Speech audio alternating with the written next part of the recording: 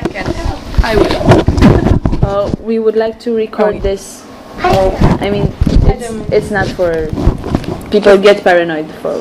It's just for notes. Oh, Okay. no. We have to explain that it's so that we keep track of information better. Okay, I Yeah, and it's understand. easier for Okay. So do you want to have this? It would be easier for them to have this in English, and if you Okay, have I will issues, try. I will can try. help. you. Okay, okay. So you said you're the organist.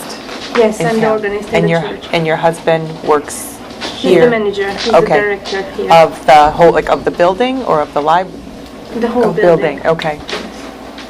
What do people come here most to see? Now that we are having the computers, the young people come here for the internet mostly. Yes, and for the library. The museum and the art gallery, only the guests who are interested, because they are living here and they are not really interested in them. They are seeing them every day at their grandmother's house and everywhere. So the internet and the library is the most important thing for they come here. How often do you change your exhibits? Exhibit. În expoziție, cât de des se schimb? In the art part, where the paintings and the wood carvings are, when we sell something, they are replaced.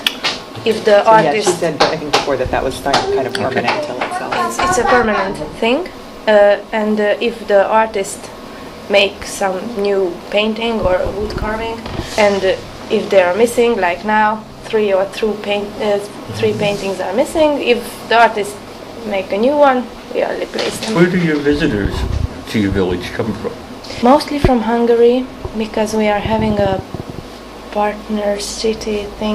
partnership with two We call them brotherhoods. brotherhoods. That's But it's a correct. partnership, a cultural, social. Yes, from Şörmăşag and Nagyhalász mostly, but we are having some Germany, Bodeshausen or something. That's a town. Yes, Okay. and they are mostly, but if some tourist groups or I don't know, they are passing by and Say, oh, a manor house. So are there guest houses or places people can stay in the village also? Here are in the end of the hall 2 guest rooms, but only for two persons, Okay. 4 persons, and this is a small one. Okay. Here. Big And rooms. no. For Hungarians, does the village have a special reputation? Special history, maybe. Or something For that Hungarians, for Hungarians that attracts them? Like, I don't know. e ceva special în istorie. I guess the family. So they come between families, one family from Hungary. And also here, and the it's not good if I say it's not interesting here. No. It's but not good. But You can see here also. I don't know.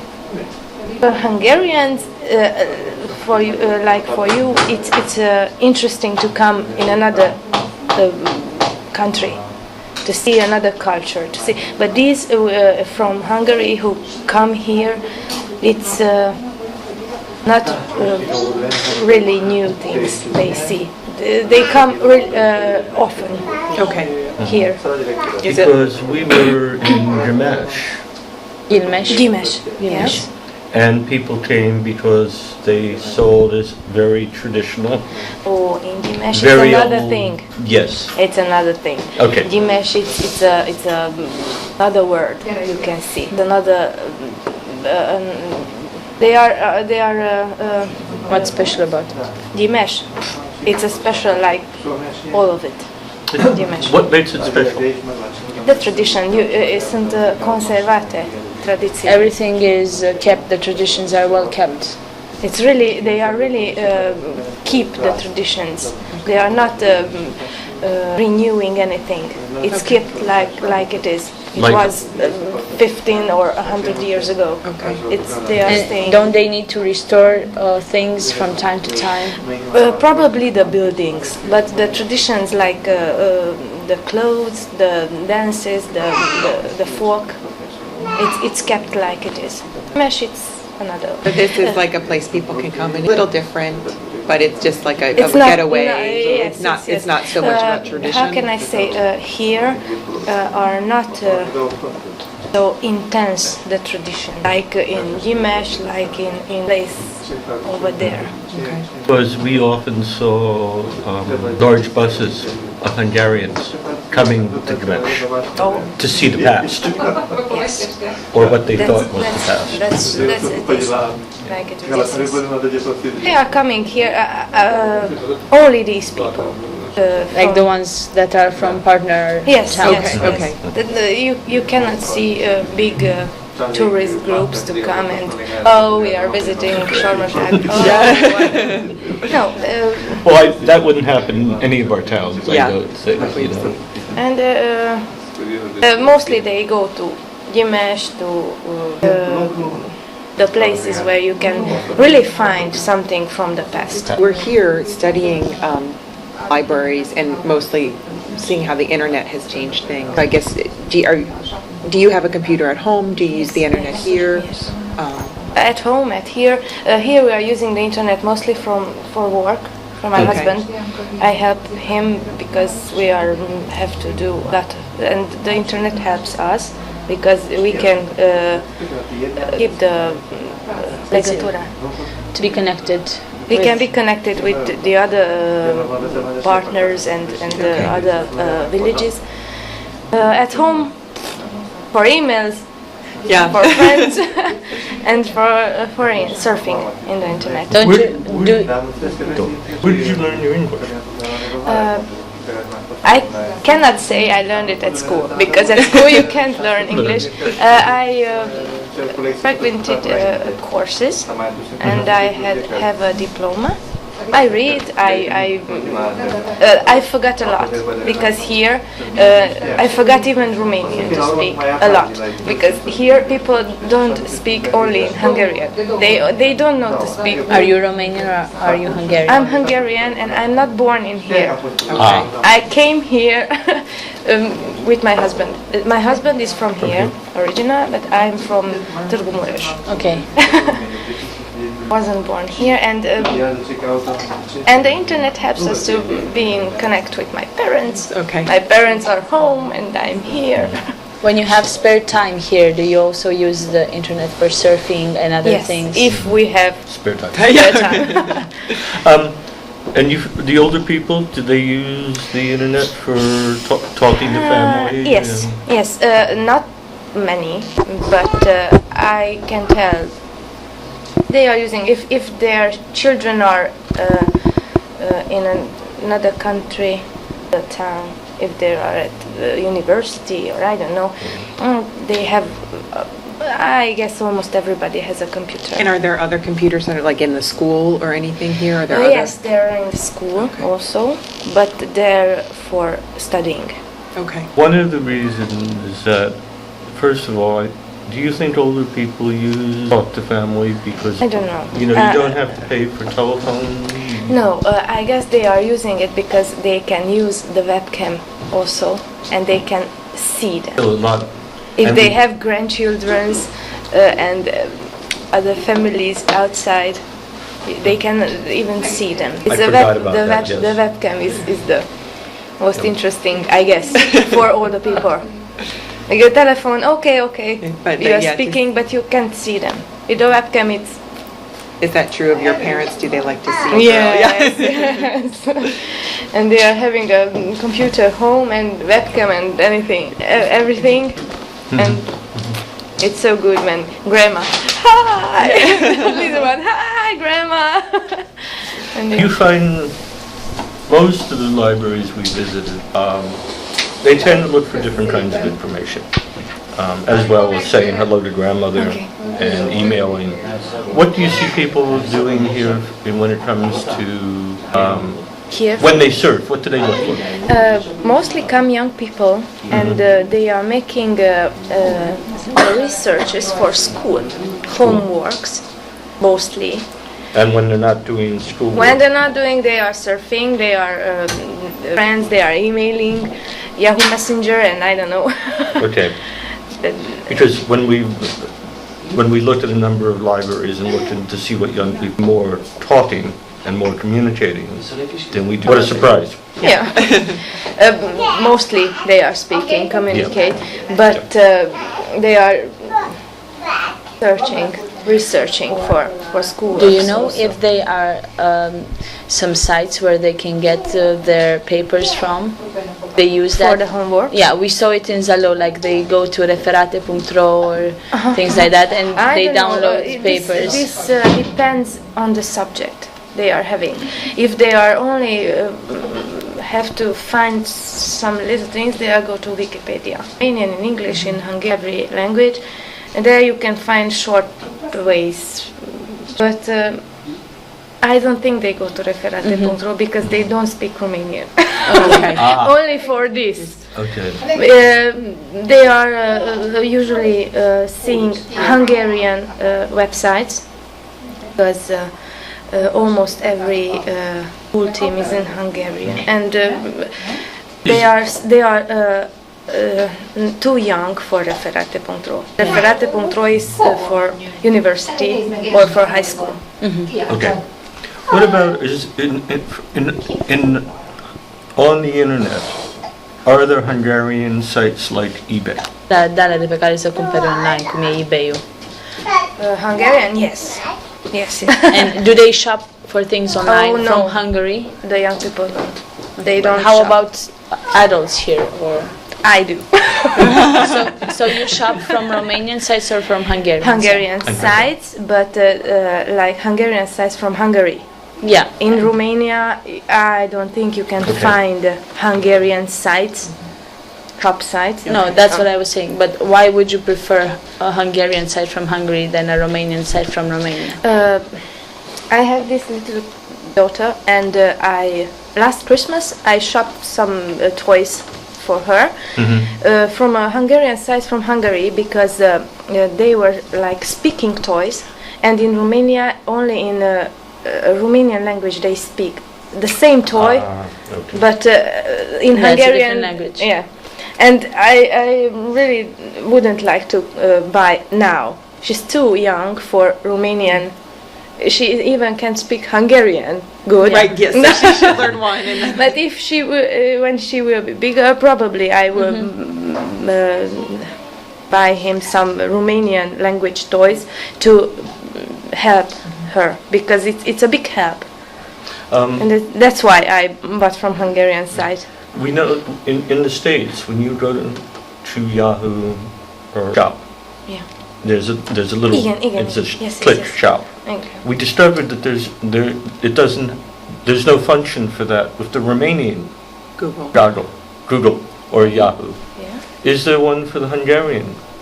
Deci când te duci pe Google și e în engleză, sus ai hărți, documente, bla bla, shopping. Igen. Și când s-a uitat pe cel românesc, erau mai multe chestii acolo și când a dat la și mai multe, tot nu era shopping. Well, there's one way to find out. Yeah, we can go.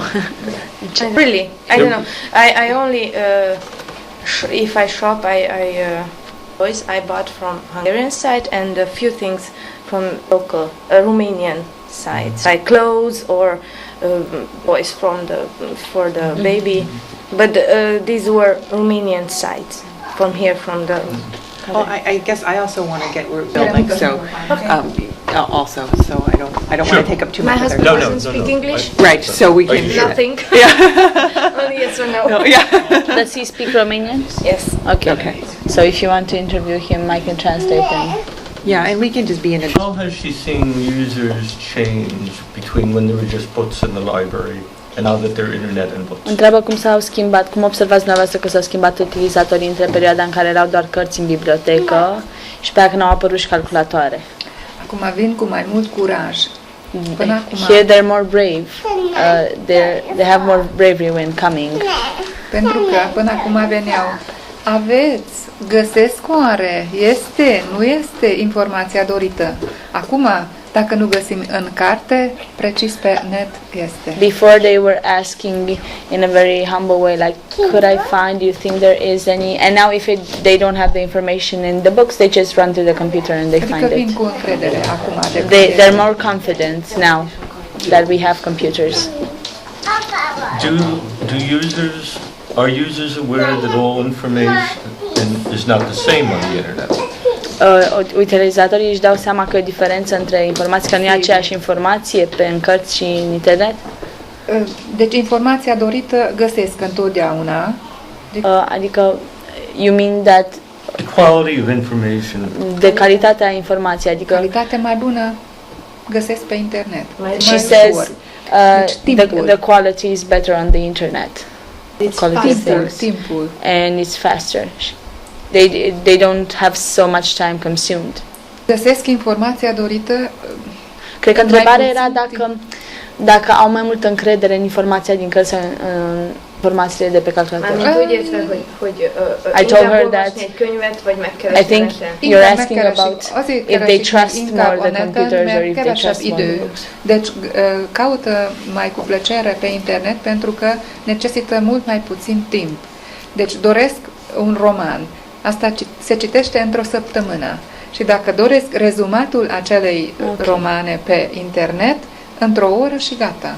She still says that they search for information on the internet with more pleasure, because if you want to read a book, it will take you up to a week. But if you want, you'll search the internet and you can find the resume, and just read it in like 10 minutes. Deci and găsesc gata făcută. Does she keep track of the books with the computer and with Întreabă circulation? dacă țineți o evidență a cărților din bibliotecă pe calculator. Deci nu a utilizatorilor și nu a utilizatorilor când iau cărți și le aduc înapoi, deci, doar bază de date. A prelucrării cărților este. So they only have a database. They don't also put in the computer if you took a book and when you bring it back. Okay, so she has all the books in the computer. She can search. Okay. De bază de date. The library is part of the regional county. Yes. How much authority? How much? I don't know how to say. Like what decisions can she make about buying books or the budget? Întreabă referitor la relația dumneavoastră, biblioteca de aici cu biblioteca județeană. Ce decizii puteți lua independent și ce decizii vin de la biblioteca județeană și trebuie să le respectați? Deci putem să decidem independent, dar She said they're independent. Dar deci ce aparține de influențează, unde impun ei. Da, acolo trebuie să, adică e bine să aflăm părerea lor. She says they're independent, but it's good to find out their opinion. Okay. For example, does she order books for the library herself? De exemplu, cărțile de aici, de la bibliotecă, le comandați dumneavoastră? Da. În funcție de dorințele comunității. Yes, it's her choice and the community's choice. Sorry. It's her choice and the community's choice. And how does she decide what books? Și cum hotărâți ce cărți trebuie cumpărate? Depinde de nevoile utilizatorilor. Deci it depends on the needs of the users. Și întreabă, aveți cartea? Deci dacă am o singură carte și este cerută de 10 cititori, atunci mai comand din cartea aceea. Okay. If the users come and ask about the book, and if there's 10 users coming to ask the same book and she only has one, she'll ask more. Dacă se cere o carte de 3 ori și nu am în bibliotecă, le notez și data. Deci and if she has a book that isn't in the library and you get people asking for it for several times, she will make. Are there catalogs she orders from? Does she order online? Do book salesmen come by? Editurile au cataloge online sau vi le aduc sau vin oameni de la edituri aici sau prin poștă tipărite și acum și so through the post office she would get catalogs like on paper printed, and now you also have the online catalogs. In the US, our National Library Association is like a book fair. And if you go to their regional or national meetings, it's a chance to see many different kinds of books. Spune că în Statele Unite Asociația Bibliotecarilor face ca un fel de târg de carte. Și te duci acolo și poți să alegi orice de la orice editură. Deci ei le invită și cumva le centralizează pe toate. Odată la ceva timp poți să te duci ca bibliotecar. You also have that in Romanian, a book fair. Okay. Does she attend like that event? Și mergeți acolo? Mergeți la eveniment? Se organizează în județe și în Sălaș separat și în fiecare județ. You would get it in each county. Okay. Și e diversificată oferta, adică cam câte edituri vin? I ask her how many publishers you have. She says there's a lot of them. Okay. Does she belong to the? Was it? Aparțineți de Asociația Națională a Bibliotecarilor din România? Yeah. Okay. That's the easy question. How do you get books? The harder question is how do you decide toss out? Da, a spus că e ușor să întreb ce cărți vin și ce cărți aduci. Mai greu e crede el că mai greu e să decizi ce cărți scoți din bibliotecă. Cum hotărâți asta? The ones that aren't sought after. So the ones that people don't want and they don't ask for them. Și cam după cât timp? So how much time after people don't ask for it you decide? După 20 de ani. Just that after 15 or 20 years you would toss a book away. What happened to the books that were in her library after the revolution? I was expecting that. Yeah, okay. Ce s-a întâmplat cu cărțile care erau aici după Revoluție? V-a prins Revoluția cu ele în tot am luat de care este reciclare. They got them recycled. Ați păstrat vreun exemplar? Did you keep any of the books? Like a book out of any? Did you or did other people help her? How did the recycling happen? Cum s-a întâmplat casarea? Cum a avut loc? Deci toate cărțile ce aparțineau de politică. Every book that would be published by the political publisher, you know, we heard of it. Would be removed. Alea erau scoase, nu? Da, alea. Yeah, there would be. Chiar și cărți de agricultură sau? Nu, agricultură nu. De ce? Nu, dar cei de la editura politică nu făceau și cărți de agricultură sau de altceva? Deci care erau tema, deci clasa. I asked if the political publisher would also have books on agriculture that they would toss away. Thank you. That's just what I was. What did you? Le aruncau și pe alea? Adică? Nu. De agricultură și care au alte teme, dar erau folositoare. Da, asta zic. Deci dacă erau de la editura politică, dar aveau teme interesante. Okay. So if you would have them from the political publisher, but they were on themes that you would use in the community, they wouldn't toss them away.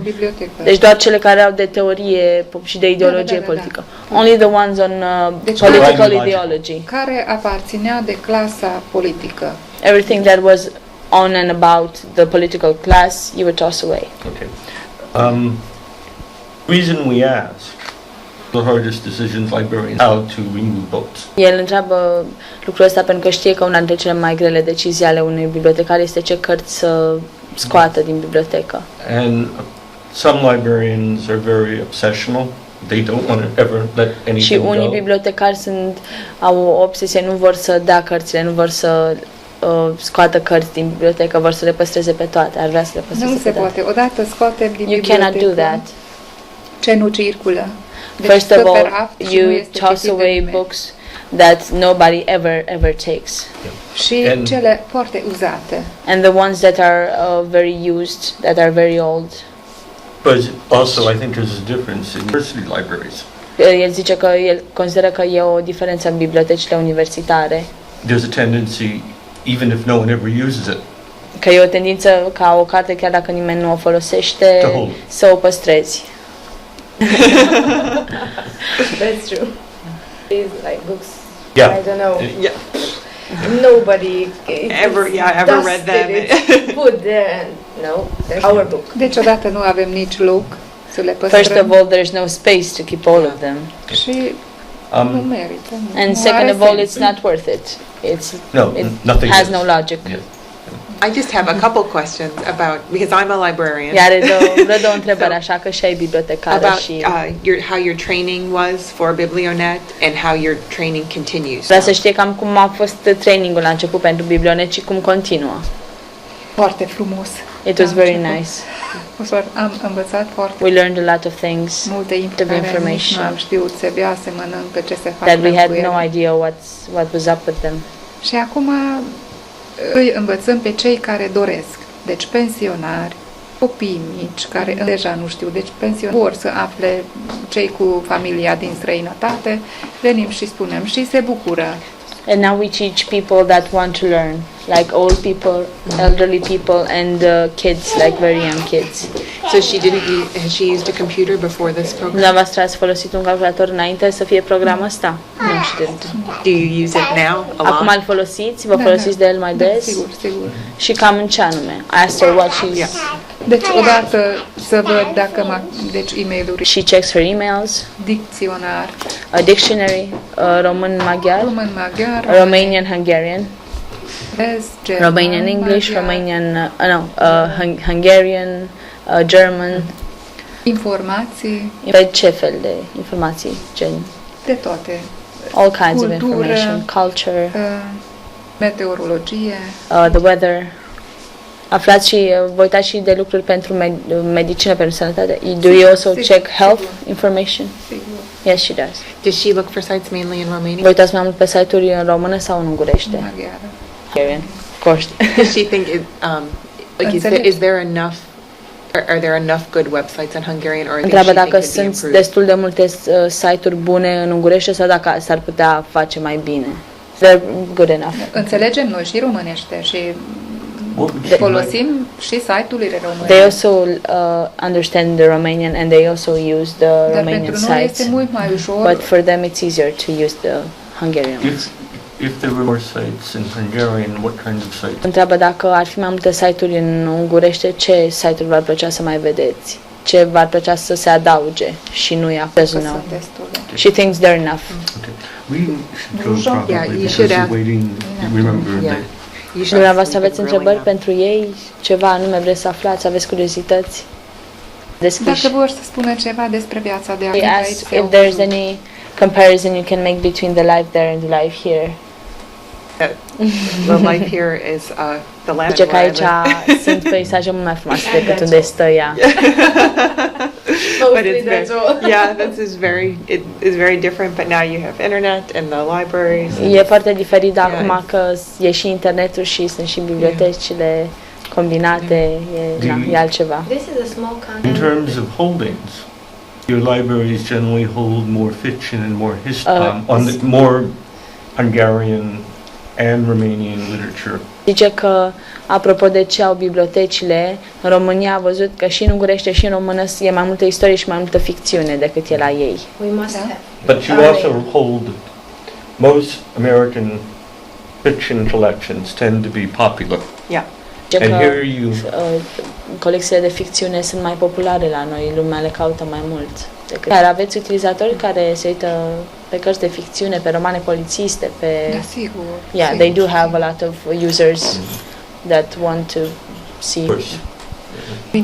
Vin în bibliotecă și spun că dați-mi, vă rog, polițist bun, She says they come to the library and they o just say, crimă bună. please just give me a good fiction adventure. Poate fi o crimă bună. She says, give me a good crime.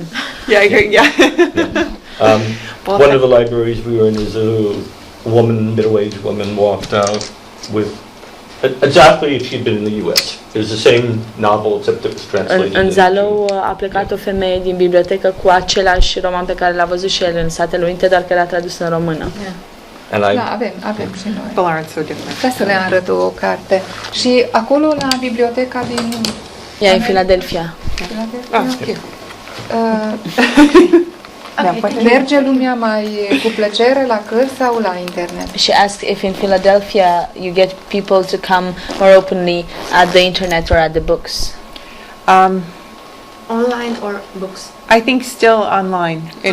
Tot la Many internet. people don't have computers, At home. so. Că încă nu sunt mulți Well, oameni in care au certain areas, internet acasă. poor areas, people don't have computers at home. Și So în that- zonele the mai mici, mai library is săraci, very oamenii n-au important, internet acasă și vin zac aici să se uite pe internet, But să for the verifice. public library, mostly now they have DVDs or videos. Yeah. So people come really, that's probably the biggest That's use in the become public very- library. Și la ei au DVD-uri și CD-uri Even la with centrele de that. internet și That's acolo different vin except for oamenii să children. vadă. Și cine We vine? haven't seen Copii collections sau like this as adulții? well. Yeah. You get more kids or more adults coming.